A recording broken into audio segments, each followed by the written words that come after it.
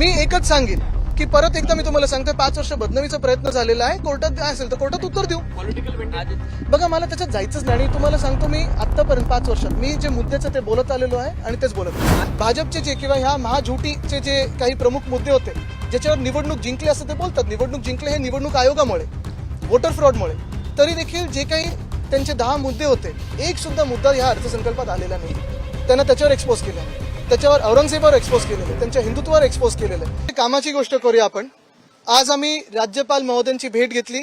काल आम्ही वेळ मागितली आणि लगेच आम्हाला भेट दिली. आम्ही त्यांचे आभार मानतो. 2-3 महत्त्वाचे विषय ह्याच अधिवेशनाबद्दल आणि हाऊसबद्दल आम्ही त्यांच्यासमोर मांडलेले आहेत.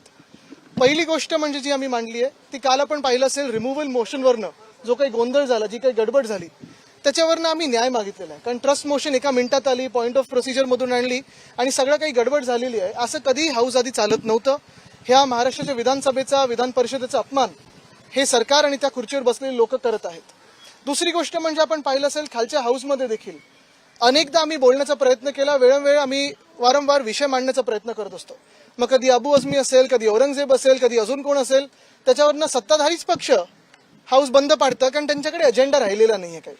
आणि तिसरी गोष्ट सगळ्यात महत्त्वाची म्हणजे काल देखील मी तुमच्यासमोर येऊन जे विषय मांडला, आम्ही प्रश्नोत्तराचा तास असेल किंवा लक्षवेधी असतील किंवा इतर कुठच्याही म्हणजे आमचा प्रस्ताव असेल, मंत्री बसतात, नाही बसत, सेक्रेटरी असतात, नसतात, ह्या सगळ्या विषयांवर कुठे ना कुठेतरी गांभीर्यपूर्वक चर्चा झाली पाहिजे. आम्ही विनंती राज्यपाल महोदयाने ही केलेली आहे की त्यांनी सरकारमधले प्रतिनिधी बोलून घ्यावे आणि त्यांना समज द्यावं, मुख्यमंत्र्यांना बोलून घ्यावं आणि मुख्यमंत्री महोदयांनी सगळ्याच कॅबिनेट मंत्र्यांना समज द्यावी की उत्तर स्वतःची स्वतः द्यावी, अभ्यासपूर्वक द्यावी, अभ्यास करून यावं आणि विधानसभा किंवा विधान परिषद चालू असताना मंत्र्यांनी तिथे हजर राहावं, सगळे अधिकाऱ्यांनी तिथे हजर राहावं. काल आपण पाहिलं असेल, नाना पाटोळे साहेब बोलायला उभे राहिले तेव्हा आम्ही तर प्रश्न विचारलेच की मंत्री कुठे आहेत. एक मंत्री बसले होते, तेही तिसऱ्या रांगेत. ती अदृश्य गॅलरी जी असते तिथे एक सुद्धा सेक्रेटरी नाही, डेप्युटी सेक्रेटरी नाही, खात्याचं कोणी घेणं देणं असलेला माणूस नाही, PA नाही. आणि हे सगळं होत असताना फक्त आम्ही विरोधी पक्ष म्हणून नाही, तर आज जनतेतून निवडून आलेले आमदार म्हणून इथे आलेलो आहोत. कारण आम्ही जनतेचे प्रश्न मांडत असतो. सत्ताधारी आमदारांसारखं हाऊस आम्ही बंद पाडत नाही, पण विषयावर चर्चा करताना मंत्र्यांना गांभीर्य असायला पाहिजे. सत्ताधारी लोक काल देखील, सत्ताधारी आमदार देखील काल आमच्यासोबत सुरात सूर मिळवून त्यांनी देखील हाऊस 10 मिनिटासाठी तहकूब करून घेतलं. कारण ते देखील म्हणतायत की सत्ताधारी पक्षातले असो की विरोधी पक्षातले असो, जे काही आमच्या मागण्या असतील, कपात सूचना असतील, जे काही आमची विनंती असतील, ह्या सगळ्या चर्चेच्या तिथे मंत्र्यांकडून गांभीर्यपूर्वक विचार झाला पाहिजे. बघा आम्ही त्याच्यासाठी आलेलो नाहीच, कारण विरोधी पक्ष नेत्याचं आम्हाला उत्तर हे अध्यक्ष महोदयांकडून येणं बाकी आहे.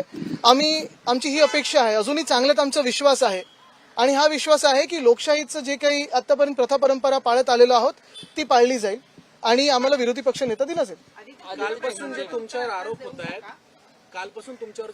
सुरुवातीला तुम्ही ज्या गोष्टीचा उल्लेख केला की तुमच्यावर देखील आरोप होत आहेत कालपासून, आज सभागृह देखील बंद पाडण्यात आले. आता तुम्ही पण ह्या गोष्टीशी साक्ष आहात. गेले 5 वर्ष बदनामीचा प्रयत्न हा होतच सातत्याने. कोर्टात आहे, कोर्टात बोलू. पण महत्वाची गोष्ट हीच आहे, मी तुम्हाला वारंवार सांगितलेलं आहे की आम्ही आणि खास करून आपण पाहिलं असेल, माझं ट्विट असेल किंवा आम्ही सगळेच एकत्र आम्ही ह्या सरकारला ह्या एका अधिवेशनामध्ये एक्सपोज केलेलं आहे. फक्त आम्ही नाही तर संघाने पण एक्सपोज केलंय. काल तर संघातले देखील लोक बोललेत ना की औरंगजेब विषय हा चुकीचा आहे. मग आता भाजपचे मंत्री त्यांच्यावर कारवाई करायला मागणार का? आज आम्ही हाच प्रश्न विचारत आहे की महाराष्ट्र हा नेऊन कुठे ठेवलेला आहे. आज आपण पाहाल तर क्राईम्समध्ये मग महिलांवर अत्याचार असतील, शेतकरी आत्महत्या असतील, शेतकऱ्यांची परिस्थिती असेल, ह्याच्यात तर महाराष्ट्राची परिस्थिती बिकट होत चाललेली आहेच. पण त्याच सोबत माझ्या सगळ्या सहकार्याने इथे त्यांच्या अधिवेशनाच्या भाषणामध्ये अर्थसंकल्पावर बोलताना भाजपचे जे किंवा ह्या महाझुटीचे जे काही प्रमुख मुद्दे होते ज्याच्यावर निवडणूक जिंकले असं ते बोलतात. निवडणूक जिंकले हे निवडणूक आयोगामुळे, वोटर फ्रॉडमुळे. तरी देखील जे काही त्यांचे 10 मुद्दे होते एक सुद्धा मुद्दा ह्या अर्थसंकल्पात आलेला नाही. त्यांना त्याच्यावर एक्सपोज केलं, आम्ही त्याच्यावर औरंगजेबावर एक्सपोज केलेलं आहे, त्यांच्या हिंदुत्वावर एक्सपोज केलेलं आहे. प्रत्येक गोष्टीवर एक्सपोज केल्यानंतर राजीनामा द्यायला लागला. आणि हे सगळं झाल्यानंतर आपण पाहताय की आज हाऊस बंद कशावरनं पाडायचं, तर माझ्यावरनं पाडायचं, पाडू द्या. पण जनता हाच सवाल विचारत आहे की तुम्ही तर सत्ताधारी पक्षातले आमदार आहात, तुम्हाला जर निवडून दिलं असेल आम्ही तर काम करायला निवडून दिलेलं आहे, महाराष्ट्राबद्दल बोलायला दिलेलं आहे, बोला ना महाराष्ट्राबद्दल, चर्चा करा. आदित्यजी आपण पाहिलं असेल तर अर्थसंकल्प याचिका पुन्हा एकदा दाखल केलेली आहे. इतक्या दिवसानंतर हे प्रकरण पुन्हा का आलं असं आपल्याला मी हेच तुम्हाला सांगतो ना, 5 वर्ष सतत हे जे काही चालू आहे कोर्टात जे होईल ते होईल. आदित्यजी आपण पाहिलं असेल कुठेतरी पॉलिटिकल आदित्यजी कुठेतरी मी एकच सांगेन की परत एकदा मी तुम्हाला सांगतोय 5 वर्ष बदनामीचा प्रयत्न झालेला आहे. कोर्टात काय असेल तर कोर्टात उत्तर देऊ. पॉलिटिकल बघा मला त्याच्यात जायचंच नाही आणि तुम्हाला सांगतो मी आतापर्यंत 5 वर्षात मी जे मुद्द्याचं ते बोलत आलेलो आहे आणि तेच बोलत राहणार.